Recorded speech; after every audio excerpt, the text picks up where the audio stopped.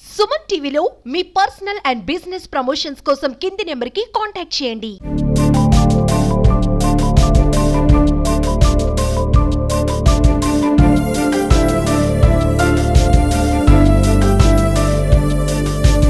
ఇక్కడికి విచ్చేసిన మీరందరికీ పేరు పేరున ధన్యవాదాలు తెలియజేసుకుంటున్నాను. 5 సంవత్సరాల తర్వాత మళ్ళీ ఎమ్మెల్యేగా ఇక్కడికి రావడము, మీ అందరినీ కలవడము చాలా చాలా సంతోషంగా ఉంది. ఒక పక్కన, మరో పక్కన చేయాల్సిన పనులు గాని బాధ్యతలు గాని ఇంకా పెరిగాయని చెప్పి కూడా నేను అనుకోవడం జరుగుతుంది.